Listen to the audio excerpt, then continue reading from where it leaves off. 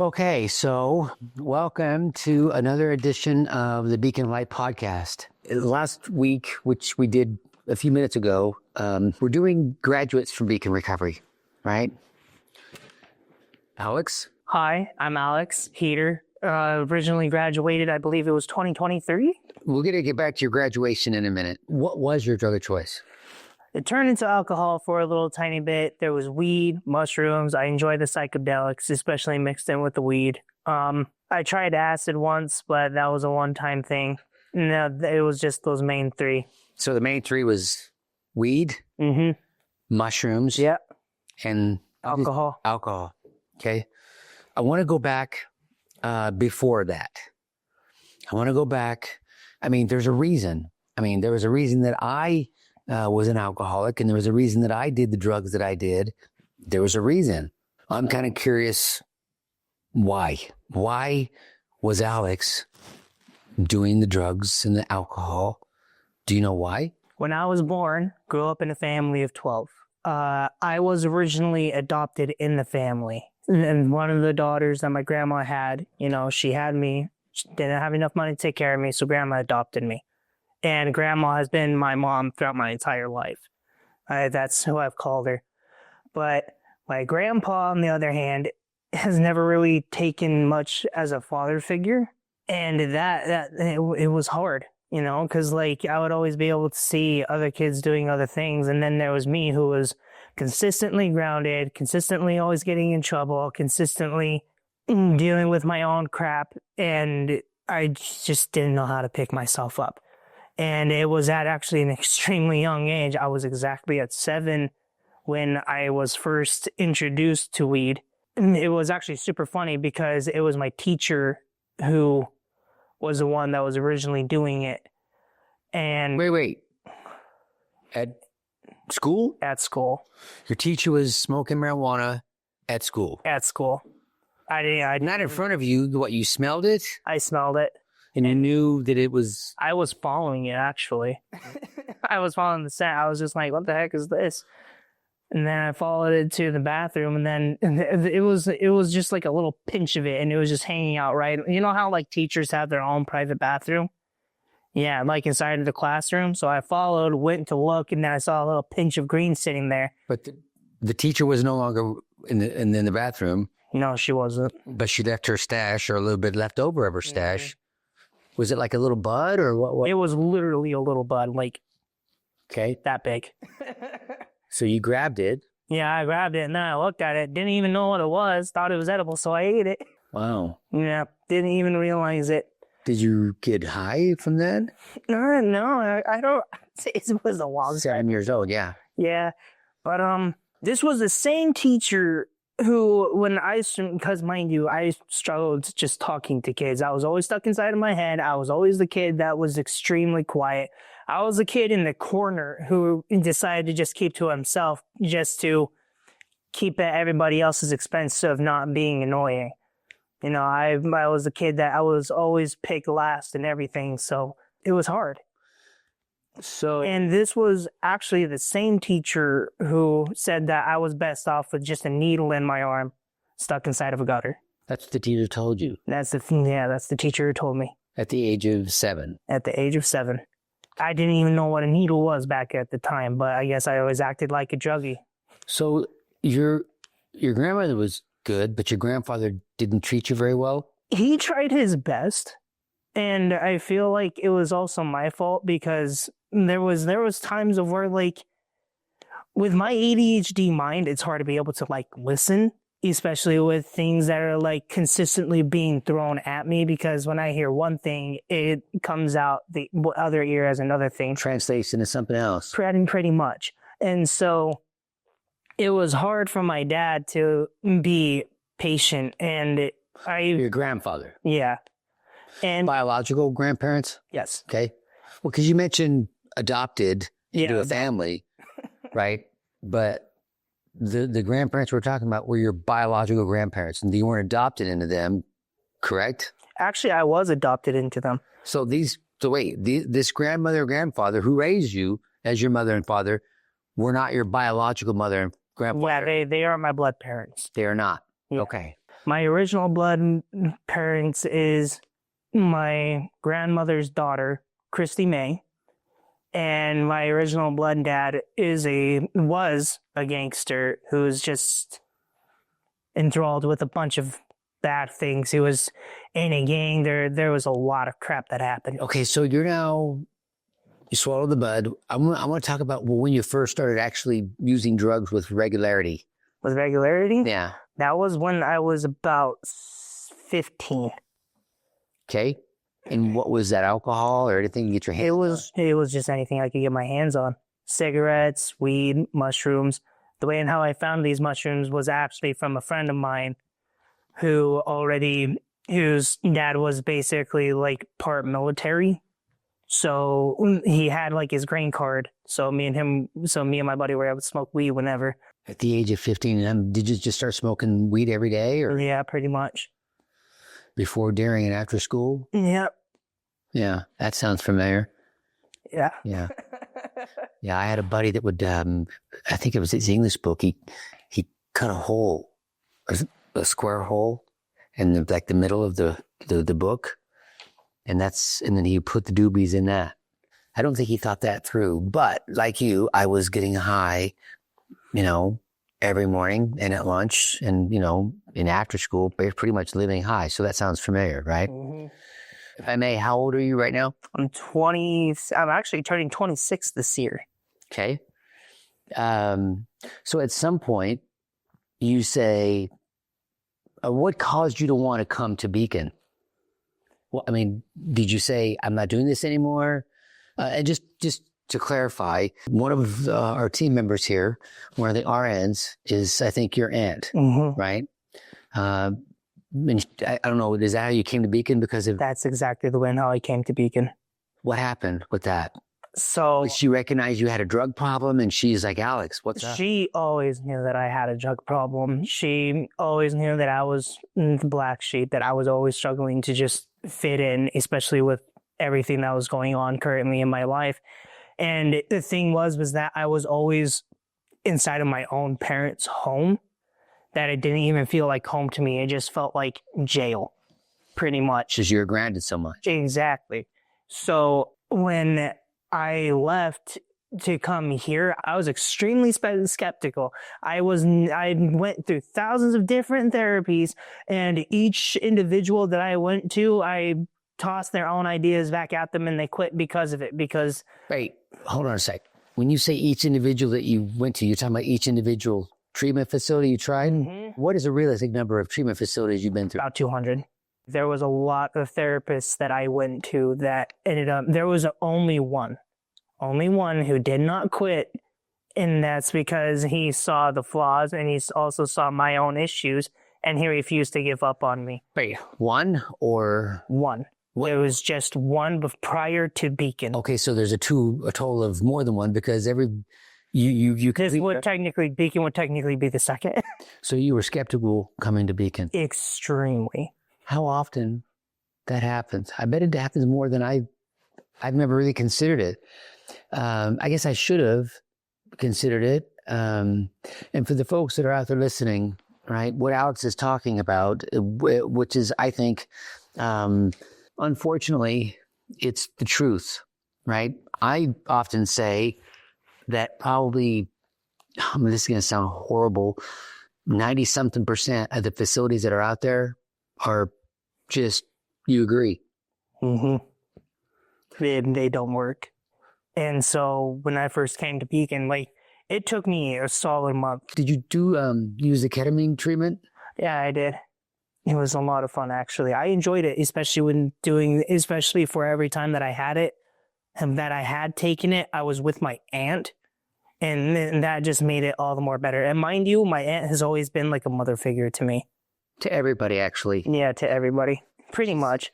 She's just that way. Yeah, she's just that way. So for me, to actually have a family member, someone who I was able to rely on, that you trusted. Yeah, that I trusted. And not the same way of where my mom and dad were trying to control everything. Yeah. She was. And I want to make sure that we clarify something. You just said the ketamine was fun.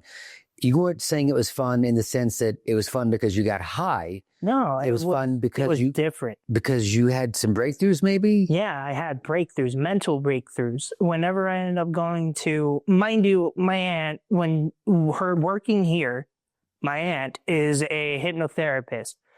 And there was a lot of breakthroughs that I was able to get through. I was able to get through my victim mentality of where treated every single day as basically a child with being able to do nothing. It's hard not to be able to think, oh, everything is just stupid and it's not my fault. Great. So if I'm understanding you correctly, you now realize that you're not a victim. Mm-hmm.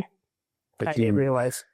But you didn't have that recognition until you got treatment at Beecon. Mm-hmm. Now, let me ask you something, and I don't remember, you hopefully will.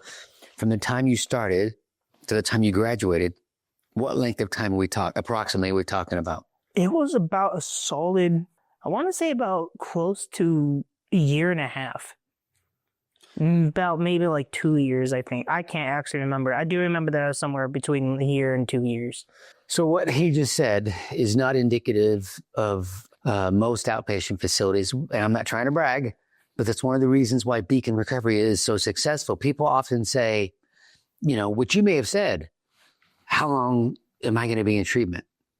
Right? That's a question 90 some odd % of the people that are coming to treatment at our facility or any other facility, how long am I going to be in treatment? That's what I actually asked every individual because they were always questioning it. And I was just always telling them the way and how I view it as is that like this was during the time when I reached my 6-month marker here at Beecon. Okay. When I reached my 6th, it was my 3rd month marker where I came to realize that Beecon was actually amazing, where I saw the therapist not giving up.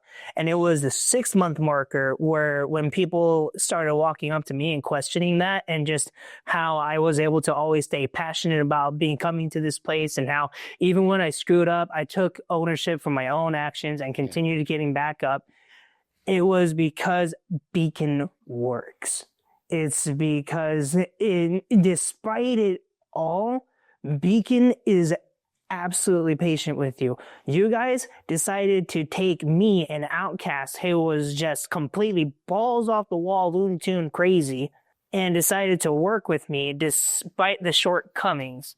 I'd see you, you know, I'd walk in the group room, we'd see in the hallway, would company Christmas parties, but I didn't have the type of interaction that the rest of the folks that work at Beecon had with you, right? Mm-hmm. Look, do I have the opportunity to go take a look at what happens in, as far as, treatment? Yeah, I can talk to the therapist, but I generally try to stay out of their way. And I did handpick everybody that's working at Beecon Recovery. There's not a person that works here that I don't get an opportunity to talk with. Because as the owner, it's important that I make sure that the people that are going to be meeting with the people that are looking for treatment at Beecon, that the staff has the same mindset as me. I mean, it all comes from him. And you're sitting here saying, well, Beecon, really does work, right? Well, there's a reason it works is because this isn't my program. It's not your program. It's his, it's his program.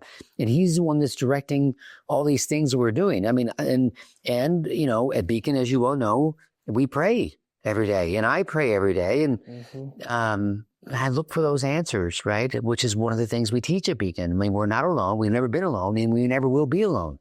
Then the whole purpose of you, and by the way, thank you for coming on the podcast. For you, something happened and you said, I mean, what made you decide to come and get your life back? Was there a defining moment for you where you said, I'm not doing this anymore? And the defining moment was when I wanted freedom. Just freedom from myself, freedom from the drugs, freedom from... I mean, did something happen or just one day you said, I'm not doing this? I mean, what happened? Did something happen? Believe it or not, it was the first month where I first came to Beecon where... No, I'm talking about before you came to... Before I came? I mean, what made you want to come and get your life back? Not so much what happened. I mean, did something happen where you said, you know what? I'm not doing this anymore? It actually wasn't like that for me. Well, what happened? What was it like for you? Well, so before I came to Beacon, mind you, I was in jail. And Here in Box Elder? yeah, here in Box Elder. And my mom, I ended up calling my mom, and she was just like, "Hey, your aunt works with a very specific rehab company." And I was just like, "I heard about that," because I'm really relatively close with my aunt. And she was just like, "Alex, I really think this will be a good idea for you." And I was just all like, Are you in jail for drug-related issues? "Yeah, Okay. drug related and other issues that I'm not going to get into." Besides the point, I ended up thinking about it super long and hard, and I ended up just coming to the realization that if I go back outside, what's my life going to look like? If I go back home, it's just me going to go back to the people that I used to hang out with. It's just going to be filled with drugs, and then it's just going to go back to alcohol. Then it's just going to go back to the partying, and living that life can only be so. And it was for me. I guess what I should say was the self-fulfillment, because that's what it really dialed down to. Because that was a question that popped up inside of my head when I was questioning all this. Was just, when I feel self-fulfilled, when I get out of here, what is that going to look like? Because the partying can only bring so much self-fulfillment, and only for so long it's going to stay that way. Whereas if I go to Beacon, I'll be able to find a lot more self-fulfillment. I'll be able to get my life together. I'll be able to work on myself. You knew all this before you even came here. I was talking to my Aunt Jenny prior, and she was telling me about how amazing the staff was, and I didn't even believe it at first. And when I first walked through the door, naturally, I was still skeptical. And then it was the first month that hit, I came to realize, holy shit, I can actually talk to these people, and they actually get it. I don't know the percentage of the staff here at Beacon that are in recovery. 85-90% of us are in recovery. And of course, I don't know if I consider myself staff because, I don't spend a lot of time, not anymore, not like I used to anyways. Back when you were in treatment, I was spending a lot more time with staff. But we do get it because we've been there. And that's one of the reasons why I get involved with who we hire, because typically if you tell somebody, you've been in prison or you've been in jail and you were an addicted individual, right? That's not necessarily considered something good for you. As far as working at Beecon Recovery, it actually is. I'm looking for, and I do hire people that are in recovery.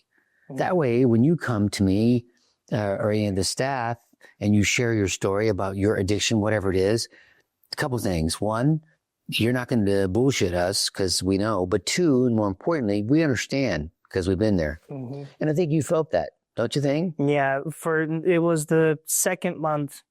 In between the first and the second month, it was when I felt the camaraderie, which is exactly what I'm... Well, was that with the other staff? It was exactly what with the patients, or both? It was both, actually. It was like... I didn't really try to socialize with any of the other individuals who were coming to Beacon. I screwed up on that one part where I opened up a bit too much about my past. But other than that, I really just tried keeping to myself, because recovery is recovery. And there was a lot. Well, you said you were in treatment for, you said 18 months. Mm-hmm. You and I both will acknowledge that it wouldn't have been 18 months had you not have relapsed, because I think you relapsed a time or two, yes? Yes, I did. So if you had not, and so that's the thing I tell people when they ask me, and this is a perfect example. They say to me, how long does the treatment last? I'm like, I don't know. How am I supposed to know that? And to me, that's a very irresponsible thing for a treatment facility to say, that you're going to start on this day and you're going to complete on that day. That bugs me. I agree to that. How could I possibly? Because if I tell you you're going to start on this date and you're going to finish on this date, that means that... How can you give the guarantee of that going to happen if during this time to said this time you screw up somewhere along right here and then you end up going down too short? And we got to take you right back to square one. Mm-hmm. Right? Yeah. Maybe not square one, but we gotta back to grit. Yeah, we gotta take to be able to figure it out. Yeah, because obviously you didn't actually. It wasn't sticking the way it should, and we gotta take it back to the basics, mm-hmm. right? And that's the other reason why I love the Beacon too, because here you are also, because most of the people that I worked with, most of the therapists, most of the counselors, They were drug addicts once upon a time, and they're recovering just like us. And so like it was easy for me to actually reach out and speak to them. Whereas of my other therapist that I went to, I would have much rather just pushed them off the table, because if I tried talking to them, they just gave me some random BS excuse, and they didn't understand what it was that I was going through. And BS and what I'm going through just makes me feel useless. I know Beacon's different, right?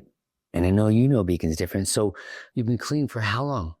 I have been clean ever since, from the time that I first came to Beacon. So that was... Wait, from the first time you came to Beacon, you actually relapsed. So you can't count that date. So I want to count the date from when you actually... So you last relapsed. It was 2022. And then it was somewhere along that time that I relapsed, but it was earlier in the time of my recovery. And then I didn't relapse after that. So I want to say ever since 2022. So it's been, what, somewhere between 2 and 3 years? Yeah, 2 or 3 years. What do you say to the person that's out there listening to this podcast, right, who's in that spot? They're in that spot where maybe they're afraid, right? Maybe they're skeptical. Maybe they're a combination of both, right? Because, I mean, look, when you're stuck in your addiction, obviously you have to be ready. But what do you say to that person that's watching this podcast and says, I'm going to be judged if I go to treatment at Beecon Recovery? I'm going to quote the Nike quote, just do it. Why? Because when I first came to Beacon, I thought I was going to be judged. I thought that I was going to be brought down. I thought that it was going to be just like everything else, of where I thought people were just going to look at me like as if I was a huge disappointment. Beacon's not like that. And the people here want you to open up. They want you to be you, but they also want you to be you in a sense of where you're safe and where your recovery matters. And literally, I cannot say this any more than what the quote already stands for. If you are struggling with drugs, you gotta literally cut yourself off from the people who do drugs, and you gotta find yourself in a safe place. Beacon's that place. If I understood what you said to me or to everybody just now, basically you got to find new friends, because those people that are introducing you and assisting you in getting drunk or doing the drugs, in my opinion, those people really aren't your friends. A friend is going to say, Alex, wait, time out. You got to choose a different path. The drugs and the alcohol, a true friend is going to tell you, what can I do to assist you with not doing that anymore, versus come on over here and let's go get high. Because the people that are going to say, let's go get high, it's my position that they are anywhere close to being a friend of yours. Yep. Because if they really were, they wouldn't be inviting you to do those things. So you just said, you got to make new friends. Why can't you just stay friends with it? I know the answer to this question, but I need you to tell me. Well, I know the answer as it pertains to my knowledge and what I think, but I want to hear, why can't you just stay friends with those people? Change demands sacrifice. And if you don't accept that sacrifice, then nothing's going to change. Well, I don't know. For me, I don't know if it's necessarily a sacrifice versus, well, why can't we just hang out with those people that are doing drugs? It's because they're stuck with the drug. If you hang out with a very specific individual, okay, this is the way how my mama puts it. If you hang out with a very specific individual, got two, okay, on the left side, you got a druggie. On the right side, you got a champion. Dude who works out, dude who is just totally badass. Okay, so if you hang out with the druggie, you're going to be introduced to more druggies. And you're just going to be around the system of drugs, and then you're just going to end up falling more into it. For the purposes of this next question, you're in the middle of your addiction. Okay, as you're working on not being in the middle of your treatment at Beecon Recovery, or maybe you're just getting started to get treatment. And I'm going somewhere with this, and that is, in my opinion, if we don't make new friends, right, and you continue to hang around those friends that are using drugs, what do you think the likelihood is of you relapsing? It's going to be high. I'm going to say it's in the high 90s. Yeah, it's just going to be natural at that point. From my experience, you're going to cave if you continue to hang around the people that are using drugs. not saying that they're bad people, because oftentimes they're not, but if we continue to hang around those types of individuals, we're going to be that type of individual. That's my position. And what you said is very smart. You have to make new friends, friends that aren't doing drugs and or alcohol daily or at all. Mm-hmm. That's who you're going to, if you're going to hang around that type of individual, that's the individual you're going to be. Agreed? Yep. When you get to a certain point in Beecon Recovery, you have to, in order for you to be able to graduate or take it the next step up, you have to find yourself a mentor. I despise that step. Okay, throughout my entire life, I have never tried to reach out towards anyone. It's always been me. It's always been moi. Me, myself, and I, my 3 best friends. Those are the only 3 people that I was able to rely on. For me to be able to graduate, it was hard. And when I came to realize that when I needed a mentor, I was scared.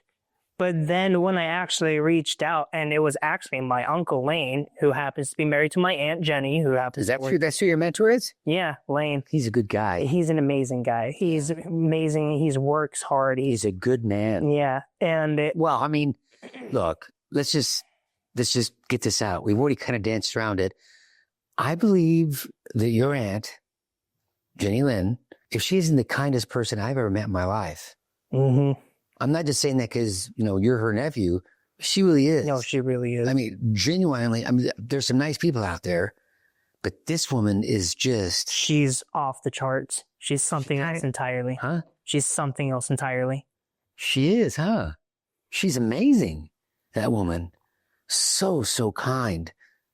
Right? Mm-hmm. Whenever I was struggling, I was always able to reach out to her. And there was one night where I was struggling and I was out in Salt Lake City. I reached out to my Aunt Jenny and I was just like, hey, I'm in the dumps and I don't want to go back home and I'm struggling. She came to get you? She came to get me. She picked me up. She took me over to her place and I just hanged out with her for the evening. And this was during the summer break of a very specific for school. And during that time, it was scary for me because I was at my all-time lowest. I was the ground per se. What I guess was that I'm trying to say is that the grounds never looked so soft when I was standing so high up. Explain that to me. I wanted to commit suicide. I know that I'm laughing when I say that, but it just sounds more ridiculous when I say it. Because now that looking back on it, I wasn't me. I was struggling. I was going through so much.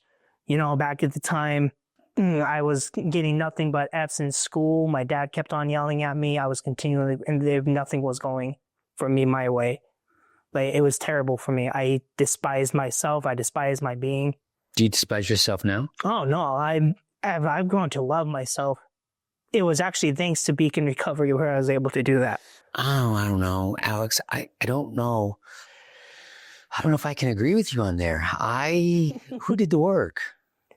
I did. Well, then it's thanks to who? It's really thanks to me, but you guys also deserve the credit too, because... No. Yeah, I guess, big man upstairs. Look, there was... Shay. Really, there was a time in my life, probably when I was your age or somewhere thereabouts, where I would have loved if somebody said, yes, Tony, you're wonderful. And thanks to you and your staff, I've got my life back. Well, I can puff my chest out and my ego can say, yeah, it was me, right? Thanks to me, you're better. Who doesn't want to say that? I wanted that when I was your age. But when I grew up and I came to realize that, 100% of the credit, look, the only reason Beecon is here is because of him, right? Because he told me to do this and I told him, no, I'm not doing this. You know what I mean? Mm-hmm. When he said, do you need to open this facility? I'm like, let's go to plan B, right? I don't want to do this. And he told me that it's going to be done his way. I'm grateful, right? That you recognize, and I'm going to steer you back. You did the work. All we did. So this is a pair of glasses, right? Mm-hmm.